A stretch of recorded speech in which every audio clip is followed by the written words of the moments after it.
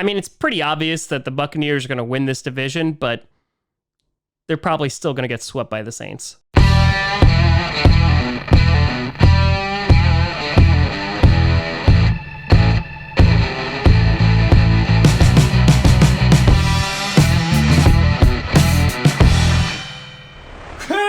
Grossi Posse Packer Nation.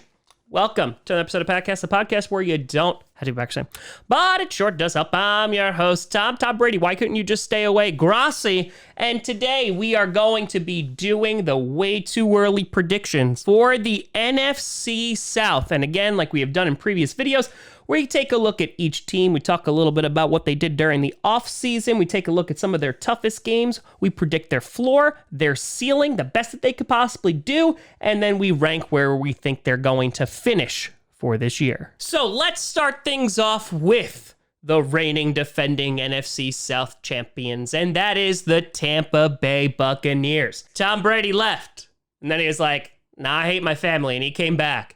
And then Bruce Arians like, all right, well, I'm going to leave then.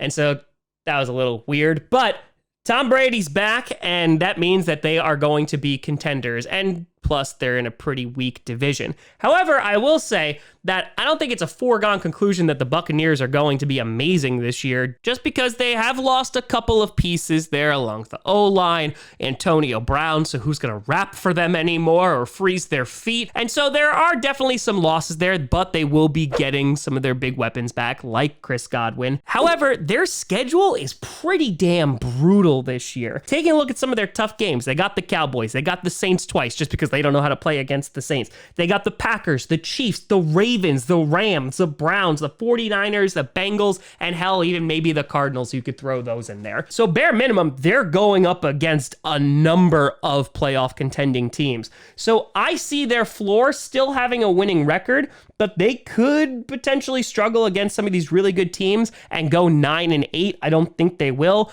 I think their ceiling, though, this season will be about 12-5. I think just because they've lost a couple of people, on top of the fact they're going up against really quality opponents, I don't see them finishing higher than that this season. Again, probably enough to win the division, but not blowing anybody away. Then let's talk about the New Orleans Saints. The Saints addressing their biggest need in the draft. Yes, they lost Armstead, but going out and getting that O-line, going out and get that wide receiver, Mr. Chris Olave. So they're trying to at least replace that. Michael Thomas, who the hell knows what's going on with him? He's still not back from injury. He's still trying to rehab through that, which just seems brutal. Hopefully they'll be able to get him back. They added Jarvis Landry. Tandems. Jameis Winston, hopefully picking up where he left off. However, does have some months to go on his rehab. Who knows if he's going to be ready for the beginning of the season. So they might struggle out of the gate while they're still waiting for him.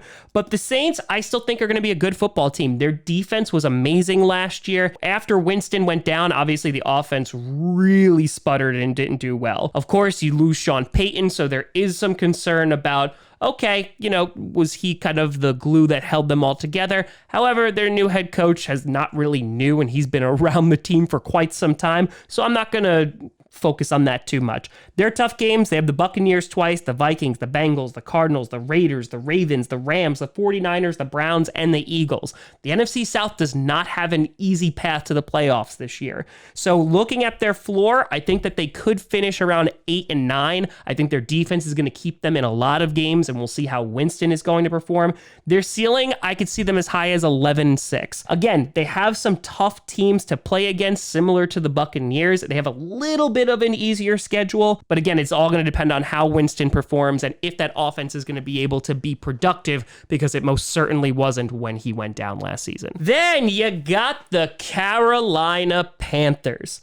The Panthers, well, they improved the offensive line, which was much needed. They didn't immediately go and get a quarterback, which was a good call. However, they did get Matt Corral, so in case, Sam Darnold doesn't work out, which he probably won't, they do have a backup there. The Panthers are in a weird spot right now. Matt Rule is probably going to get fired after this season if he doesn't perform, just because he really hasn't done much to help the team. On top of that, this defense, which they really have invested in through the draft, I think they should be taking some really big steps this year, so their defense could surprise people. Remember the Panthers, they came out of the gate swinging last season, even though they didn't really play against some stiff competition. But you have to look at a guy like even Christian McCaffrey, and how long is he going to be healthy for? They do have some weapons, and I don't think the Panthers are going to be like the worst team in the NFL, but I don't think they're going to be doing so hot this year. Looking at some of their tough games, they got the Bucs and the Saints twice. They have the Browns, the Cardinals, the 49ers, Rams, Bengals, Ravens, Broncos, Steelers, and potentially even the Lions will give them problems. So again, they do not have an easy schedule. They are kind of in a weird limbo right now. I don't think they're going to be super duper competitive.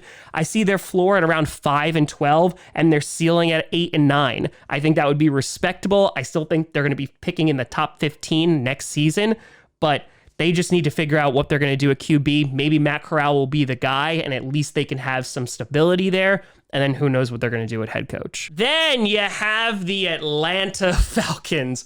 They are going to be contending for the number 1 overall pick next year because it seems like they are in full-blown tank mode. Yes, they got Marcus Mariota. They decided to go out and get Drake London because they had no other wide receivers. Calvin Ridley is sitting out this year. They don't have Matt Ryan anymore. So they're not going to be a good football team. As I mentioned, they have a very difficult schedule because they're in the South this year. Bucks twice, Saints twice. Who knows what goes on with the Panthers? Rams, Browns, 49ers, Bengals, Chargers, Steelers. They don't have an easy road. I don't think their fans are expecting much from the Falcons this year, and I think that that is the right move. We'll see if Desmond Ridder is actually pretty decent. I imagine he's going to be starting at some point this season. But their floor, I see them around a 4-13 team, and their ceiling is probably going to be around a 6-11 season. I just don't think they have a lot of talent right now on the team. They're struggling, and they have a lot of holes in a lot of areas, but no one's expecting them to make a playoff run this year. This is really just a rebuild season. So taking a look at how I think things are going to finish, you're going to have the Buccaneers at 1, followed by the Saints, then the Panthers, and the Falcons finishing in 4th. But let me know what you think down in the comments below.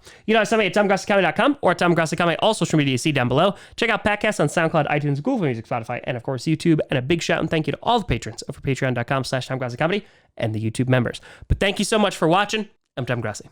And as always, go Pack Go.